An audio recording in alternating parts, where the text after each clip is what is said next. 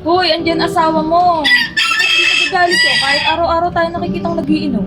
Ay nako, wala siyang pakialam. Pinikot niya lang naman ako eh. Tama lang yun, ibigay niya yung luho ko. Pagpakamatay siya, magkakatrabaho. Grabe ka naman, alagaan mo rin. Wawa naman.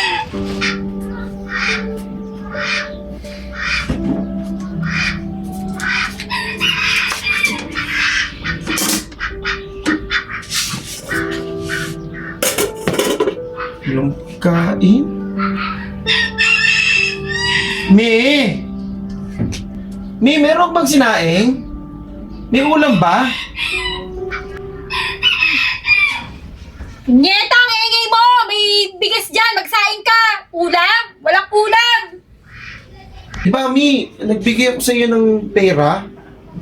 Pang budget? Ubus na ba? Budget? Ubus na, ubus na! Kulang na kulang pa nga yun eh.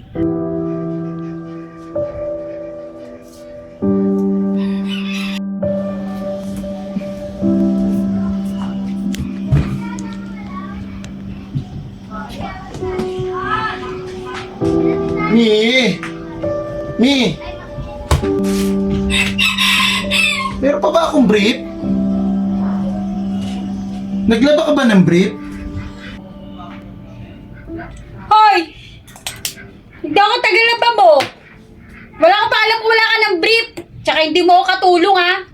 Hindi ko alam kung bakit ganyan kaklaseng asawa. Hindi mo man lang iniisip yung lahat ng mga sakripisyo ko. Saka, ano naman kung pinikot kita? O kung yun yung pagkakaalam mo na pinikot kita, hindi totoo yun. Dahil parehas natin ginusto yung nangyari. Ngayon, kung hindi mo pa panindigan kung ano yung meron tayo ngayon, irespeto mo naman ako kahit bilang tao. Respeto? Ba't kita re-respetuhin? Kung gusto mo, lumayas ka. Hindi mo naman nabibigay lahat ng gusto ko eh. Tatandaan ko lahat ng sinabi mo. Sana, pag nakakita ka ng iba, swertihin ka na.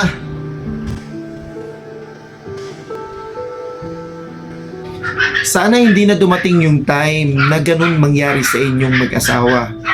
Kasi sa totoo lang, hindi magandang tignan, pakinggan, o kaya naman mangyari sa buhay niyo yun. At sana, kung meron mang ganung pagkakataon na mangyari, pwede kayong lumapit sa inyong mga magulang, sa inyong mga kaibigan, para hindi masayang yung lahat ng inyong pinaghirapan. Kung nakaabot ka sa video na to, comment down below. At kung sakali, ishare nyo na rin ang ilan sa istorya ng inyong buhay. Ako nga pala si Kabo, na pwedeng gawin ang istorya ng buhay na katulad nito.